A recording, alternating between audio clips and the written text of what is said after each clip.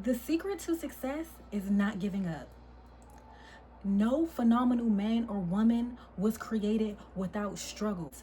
A lot of times in life, we want to reap the rewards without doing the work.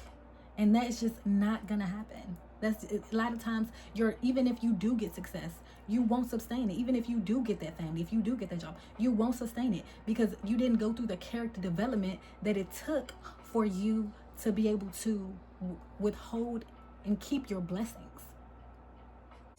Am I really that much to handle? Breaking these niggas down like a camel. You don't really did know you. Welcome back to Beauty and Sharice, y'all. Make sure y'all subscribe to the channel for more content such as this. Welcome back, my beauties. It's so good to see y'all. And this is my first video of the week. I usually try to post a couple, but you know, I'm gonna probably try to throw up another video before the week is fully up, y'all. So stay tuned for that. So today we getting into it about there is no growth in your comfort zone. So a lot of times, y'all, I understand that, you know, going through the constant spiritual warfare and obstacles and test after test can be super hard, uncomfortable, and draining. And a lot of times it just feels like a burden. It feels like an unnecessary burden. And a lot of times when we're going through these trials and tribulations, we are, you know, showing up for ourselves. We are doing things differently, or at least we're starting to maneuver in a different way. And so that's why a lot of times when these results aren't, you know, coming to fruition in the ways and the time frames that we see fit, people can start to, faith can start to waver because, you know, it all starts to feel like you're working towards nothing. You're working hard for nothing. But that is just the trick of the enemy. That's why we have to stand on faith, because it's not always about what your outer circumstance looks like. A lot of times it's just about persisting in that emotion, in that feeling, in the surrenderness of just trusting God and the divine, and knowing that even if it doesn't look like it right now, eventually it will, you know, turn around in my favor. That's faith. Faith is not seeing it physically. You can't see it. It doesn't look like it, but you feel it. It's internal. It's something God blesses us with as well. A lot of times when we'll pray for things, we won't receive like the tangible thing right away, but a lot of times God will provide us with that tangible emotion. So a lot of times we'll feel gratitude, or like just a vast amount of gratitude right after prayers, or we'll feel like a vast amount of peace, and just knowing just a serenity of just knowingness that it's gonna work out. And 9 times out of 10 it always does. Let's say 10 out of 10, because it always does. Okay, so first point, be thankful for every single test, because every single test is constantly bringing out the best in you. A lot of times we don't realize when we're going through these spiritual warfares and we're going through these obstacles and we're going through these trials, it is to build us up, because we're not our full selves. When we're praying these prayers and we're requesting these things from God, it is not that they're not ours. It's not that he doesn't want to give them to us. A lot of times we are not who we are called to be yet, in order to receive and sustain these things that we are praying for and wanting in our lives. So we have to be built up, the character development phase. I feel like I shared this in a video on my channel before. Maybe it was on my TikTok, not quite sure, but I'm gonna go into it again. I did use an example of artist development phases, because a lot of times when you see these artists, they'll already be in their development stage before, you know, we ever even know who they are. Especially, I know it was a big thing back in the days. I don't know about now, but I know back in the days, like, the artists really were big on that, because, you know, you have to present yourself when the interviews come and these things come. You have to be able to sustain yourself with the fans and all the crazy things that come with being famous and being successful. It's a lot. It's a lot of responsibilities, and even though a lot of people think they want it, people really don't know what they're asking for, you know. A lot of times people are, you know, on the outside looking in to the life of fame. And then even we see from examples all day every day of different type of celebrities having mental health, or like mental health declined in, you know, the past 10 years or whatever, because, you know, Hollywood. So that goes to show, you know, money is just not going to be the main thing that solves all your problems.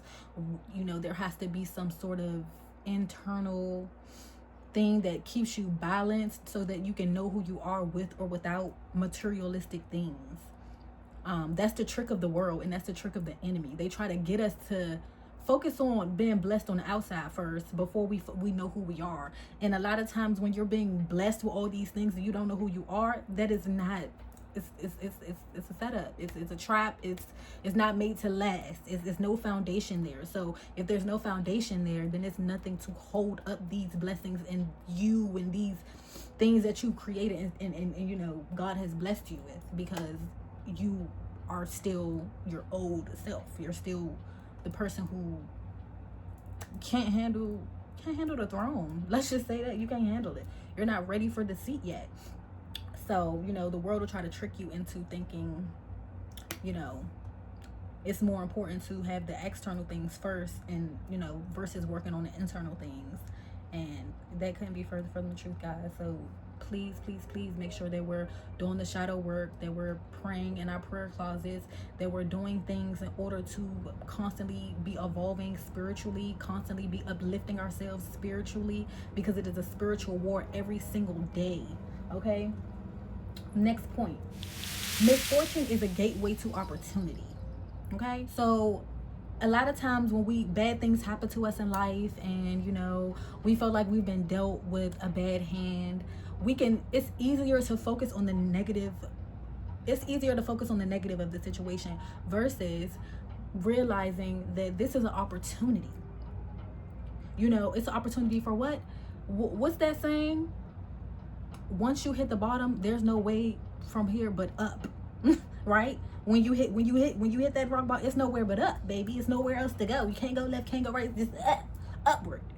So it's pretty much the same thing in any given situation where you're going through trials and testimony. Number one, God is helping you to see how strong you are internally, because a lot of times we think that we're so weak and fragile, and it might seem like it because we aren't used to our emotions being trained. That's why God has to put us through certain tests, situations, and trials, and even heartbreak in order to build us up. Because notice, after every heartbreak, don't you get a little more stronger? Don't you get a little more wiser? And if you're not, you're doing something wrong, because you're definitely supposed to be getting stronger and wiser every time that you deal with some trials and tribulations and pain. But it just depends on how you deal with those things. Now, if things happen to you in life and you turn that into a woe me, it's me, why I had such a hard upbringing, and then now I'm an adult, now I'm having another hard upbringing and no one cares, and oh my God, like who's gonna? No, that's not the mindset of a child of God. That is a victim mindset. And I notice a lot of adults in this world think like that. They're thinking, why me? Why is it happening to me? And why not? And no. Whenever you're faced with trials and tribulations, own it. Take accountability and push through. Because then you'll really be able to see your strength. Instead of it turning into a victim, into a why me, and it's everybody else's fault. Because 9 times out of 10, and that's my favorite thing to say, y'all, but 10 times out of 10, when we are going through things, it is things that we also created in our lives, especially in our adulthood. Can't speak so much for the childhood, because that was just something that was a little more out of our control, blah, blah. But as adults, a lot of our decisions are up to us. A lot of our choices are up to us, and we'll try to like create these fake mind games with ourselves into like thinking like, how did this happen to me? Well, did you choose the same thing that you did last time? Well, did you move the same way that you did last time? Are you dealing with the same type of people that you did the last time? Like, you have to take all these things You have to take all these things into consideration. Because when you are sent tests, when you are requesting new, when you are sent tests from God, it is a lot of times going to be the familiar. The familiar is dangerous, guys. Like, the familiar is the most dangerous thing, but we're so comfortable with the spirit of familiarity because it's comfortable, because we already know it. It's something we recognize. So even if it is coming with pain, even if it is coming with just all types of mental health issues and vices now that you're attached to, and people and places and things, and you just feel like, you know, you're being extracted from versus like added to, then for sure just know that it's because you're choosing the same decision, same type of people. It doesn't matter if they look different and have a different name, okay? Just because someone looks different and has a different name does not mean it's not that same spirit. This is a spiritual warfare, guys. Like, I don't know how many times we gotta go over it, but a lot of people don't get that, you know? Like, we assume because it's a different face. No, test the spirit, guys. Be in touch with your discernment, with your intuition, and don't be out there trying to hand out no benefit of the doubts, because it works against us every single time, okay? Let's not do that. Next point. Discomfort is essential in the process of becoming comfortable.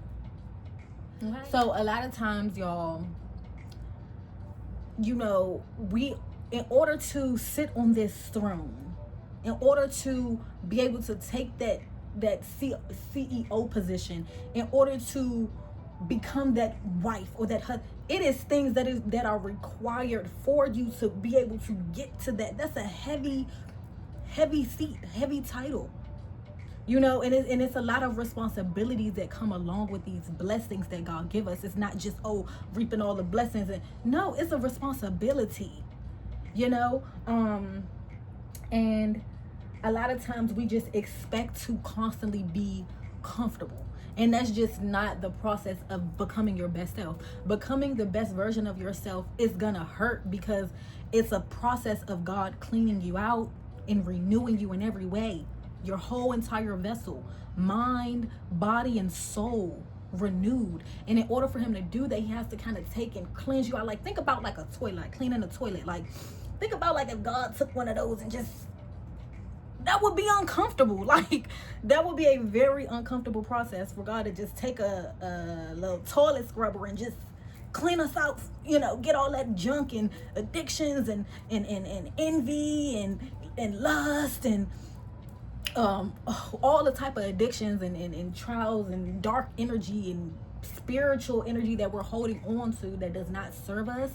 We don't know how to release these things, because most of the time people are addicted to their pain. It's so familiar. The suffering has become so familiar. They're attached to the suffering. They don't know how to be without the suffering. They don't know what to do. If it's no suffering, then they might feel like they're bored or they're unhappy or they're depressed, because there's no crazy chaos or crazy things going on around them, or there's no spiritual warfare happening around them. So even that process of elevation can be uncomfortable for a lot of people, because people are so comfortable in their mess, okay?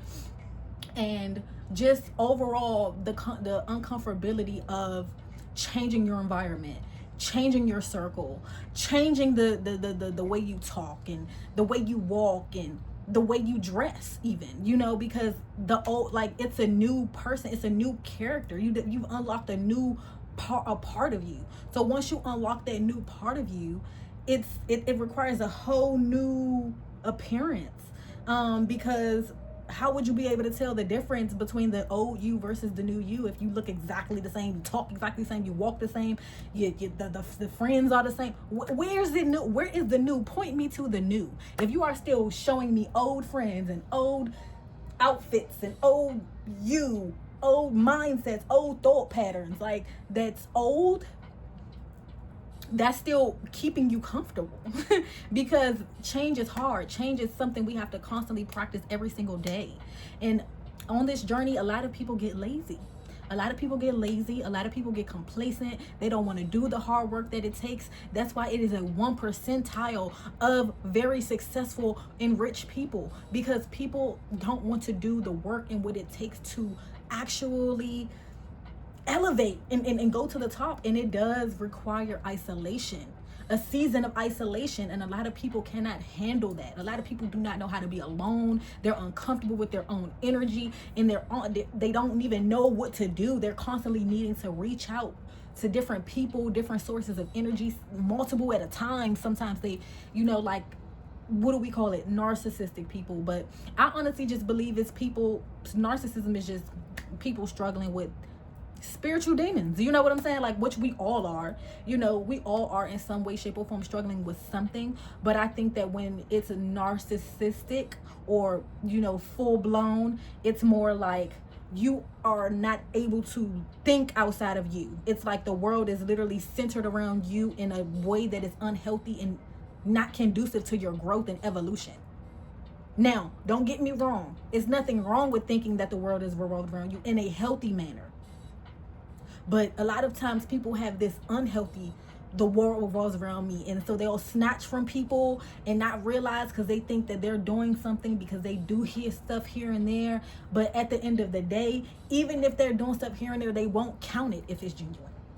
Okay? It's also about simply just discipline, obedience. It's really not all about comfort. And I think that that's where we get lost. We always want to remain comfortable, and that's just not reality. Like, we can't always be comfortable. Like, sometimes it has to be shakeups is the way we grow. Shakeups is, that's the only thing that gets us moving. A lot of times we want to stay stuck in these same ways, and it's not conducive to the planet. It's not conducive to the people around us. It's not conducive to what God is trying to do in our lives. So a lot of times when we are not receiving these blessings and we're not receiving these things, we'll get upset with God when you need to be upset with you, because it's you that is holding yourself back from receiving the blessings, because you're causing your own delays by simply not wanting to change, by simply wanting to remain comfortable, by simply wanting to stay stuck in that same pain. What's better? The old familiar pain and just keep going in the same loop-de-loops, or a little bit of uncomfortable pain and you elevating on that process, and eventually you're going to be where you want to be? Like, what's better? Pain, staying in the same pain loop, or pain straight to elevation? I think I'd rather have a little pain and elevate. I'm not trying to be going through the same cycles of suffering over and over. But a lot of times we don't realize because we lack self-awareness, So we need to be constantly making sure that we do take that time to spend with ourselves, because when we're always looking for somebody to be there, we don't know ourselves. You don't know yourself if somebody always has to be next to you, always has to be around you, always has to be validating you. You don't have any self-love, and you don't know yourself. Simple. You don't know your self-worth. So yeah, just make sure that y'all are really, no matter how uncomfortable it is, dedicate that time. Isolation, a lot of times people have to go through isolation seasons, so they have no choice. But for those who don't, I suggest definitely solo dates. Those type of things really help you connect with yourself. Romanticizing the single life as well. If you're single, even if you're in a relationship, romanticizing just dating yourself while in a relationship as well. Just constantly prioritizing you so that you're always growing, and nobody is, interfering with how you view you, because I feel like sometimes we get in relationships and we get lost, and we'll get lost in the person, and to the point where we need their validation to tell us who we are and who they think we are, when they're not us, they're them, and we're us. So it's important to keep that, and the only way to keep that confidence sustained is to stay dedicated to yourself. Don't just dip out on yourself because you're in a relationship now and you just all that person now, none you. No, stick to your routine, stick to your self-dates, stick to your self-care, period. Next point. The journey will prepare you for the destination. I did talk about how the journey was the destination. In this video, I do want to talk about how the journey prepares you for the destination. Because a lot of times we feel like we need to be so ready to, take that step or take that risk or do that thing that we're afraid to do.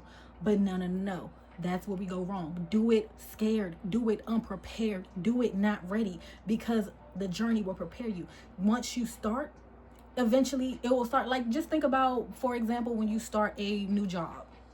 You start a new job that you've never done before. So you have no previous experience in this field. What do? What is the first thing that they do? One of the first things that they do to get you started, once your paperwork and everything's done. Okay, not that part.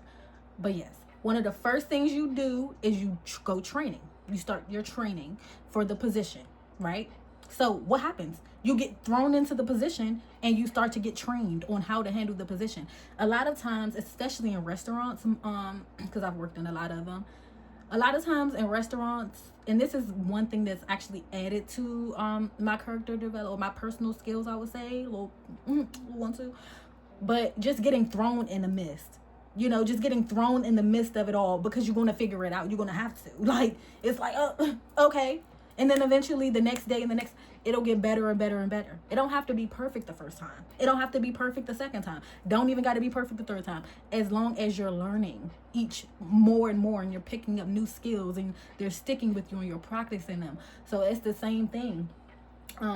You know, when you're on the journey of life and you're trying to figure this thing out, when you want to start a new business, or you're entering a new relationship, or you're moving to a new state or a new country, you're like, oh my God, I'm so unprepared. I don't know if I can take this next step. I don't know if I can start this business. I don't know if I can do this thing. I don't know if I can start creating the content, or doing the thing, or working out, or whatever goals we have, whatever it is.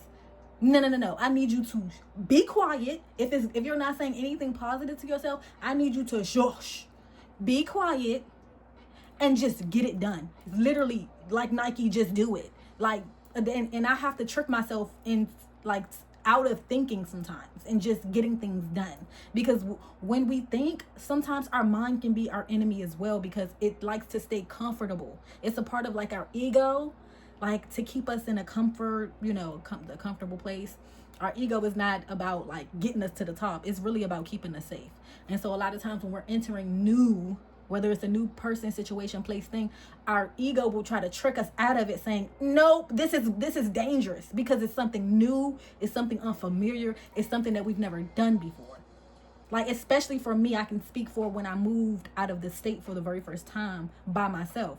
No job, no family, no friends, no nothing. I did it alone. And it was a point in my life where I was going through an isolation season. Like, I was going through isolation season, and I did it. I took a risk and I did it, because the thing is, when you truly believe in yourself, you're willing to roll the dice. When you truly believe in yourself and you see the potential you have, whether you know how it's going to turn out or not, the how is not the point. If you are a God-fearing being, and you believe in the divine, you believe in source, you believe in good, you believe in love and light, then you know that God doesn't put these things on our heart for nothing. A lot of times he puts things on our heart because it's already meant for us. So all we have to do is take the necessary steps in order to, you know, meet him there. And he, you know, he gonna meet us there and add to it. You know how God do. He sprinkle a lot of that. He don't do no little, he got the, we know how God do, y'all. Next point. We would never know our power if we did not have to go face to face with defeat. So how the heck will Goliath know that he was the biggest and baddest? I mean, I said Goliath. How the heck would David have known that he was the biggest and baddest if he ain't fight Goliath, if he ain't see what was up with Goliath, and if he ain't stepped to the biggest and the baddest? You know what I'm saying? Like, a lot of times in life, when we going through stuff, we don't want to go through things. We don't want to go through trial and tribulation, and we don't want that. But it's like, yes, you do. If you're praying for more, you do want trial and tribulation. That's the point. God has to test you. Like, he has to test you to make sure you're ready for what you're asking for. He has to. Our parents, like, I'm trying to think of a perfect example for this. Okay, let's talk about something fun, like sports. Like, okay, cheerleading. Boom. So a lot of times before you become a cheerleading captain, you have to go through a little season of being a regular cheerleader first. You can't just go be captain. No. You ain't just hopping up, hey guys, I got experience, yeah, make me your captain. No, it's not given. It's given, get in line and we'll see what you got. You know, and that's how life is. Like, you know, we'll see what you have, because a lot of times, even when we do, God does bless us with things that we pray for. We receive them and we just treat it like trash. We throw it out, we step on it, we spit it, and we don't appreciate it. And, you know, sometimes we think we did good with the gift, or sometimes we'll even know we didn't do the best. We're like, damn, I could have did better with the gift, but, you know, God gonna send me another one. Nah. God does not continuously bless mess. And if he know that you're moving with the kind of like an ungrateful heart, you know, like, if God blesses you with a situation or a person or a thing, and you feel like you can just disrespect it and tarnish, or like disrespect it and kind of just like, oh, whatever, like, who are you? What are you? Like, blah, blah. No. That's not how it works, you know? So, but a lot of times, y'all, when we are going through our tough seasons, it is showing us the monster in us. It's showing us the beast in us. It's showing us the boss in us. It's showing us who we truly are at our core. When we're going through things in life and we get through them, we're like, oh God, like, God, how that? I didn't know I was able to. And you feel so good about yourself because you're like, wow, like before I thought that I was just, this, but I'm truly that. And now I'm able to see it because I had to go through that dark. So, I had to go through that dark place. I had to go through that, that I was in the tunnel. And it also makes me think about, when fighters fight and, those fighters, each time they get in the ring, they're getting stronger. They're getting wiser because they're learning. They're picking up new skills every single time they get in that ring because they want to win. They want that belt.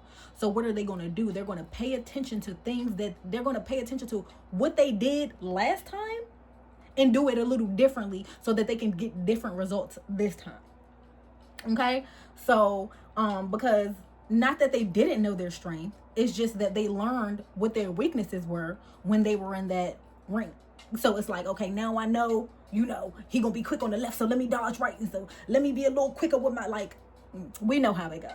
But we would never know our power, if it was not for that. And just even the ability to let go of certain situations can feel like, it can feel like a burden. It can feel like we're being defeated. Like when we lose family members or we lose friends or we even lose environments, we feel like we're losing these things, but we're really gaining ourselves. Because when we pray for change, God has to dismantle the old to build the new, just like a house. When you're constructing the house, when a lot of times during the process of a house, it's ugly. The house is like half built. It's like just, you see like walls and like a lot of tan wood around, and it's like it's being built. It's being built. But, in order for it to have been built first, it had to be broken down so it can be built into a brand new house. So just that whole process of house building in itself is painful. It's a lot. It's a lot that goes into that process, and it can feel frustrating. And sometimes you can't see the end of the light until the house is done and it's finished, and it's worth it because you're sitting in your brand new home and it's yours and no one has ever lived in it before you, and it just feels like just the most amazing thing ever. So that's also how we feel after we get out of a situation, or after we overcome financial poverty, or we overcome the fear of just getting outside of our comfort zone in whatever way, whether that's just traveling for the first time, getting on an airplane, or just doing something that we're unfamiliar with and making it our new familiarity. Every day we're conquering fear. It's every day you get up and you choose you and you put effort. You're choosing faith over fear every single time. It's just some tests look bigger than they truly are. Like a lot of times we're going through trials and they look so big to us, but to God they like, he like, oh, that little, let me just pluck that out the way. We like, oh, this problem. Like he's like, let me get that off your back. But that only happens if you're obedient and not just doing what you want to do and not putting effort towards being a person with pure intentions and moving in a way that is gonna serve you in your new version of yourself. So that's it, y'all. That is, hopefully that all came together, y'all. Like I said, I try to make the points and I hope that they come together, but we gonna figure it out each and every video. See, y'all see me taking the steps too, so it ain't gonna be perfect, but eventually it's all gonna come together though. But I hope that this message served y'all well. I hope that it all made sense, and I pray that y'all are constantly staying out of y'all comfort zones and doing new things every single day. And that is all for now, beauties. Love y'all. Mwah. Peace. Am I really that much to handle? Breaking these niggas down like a camera. You don't really know you are.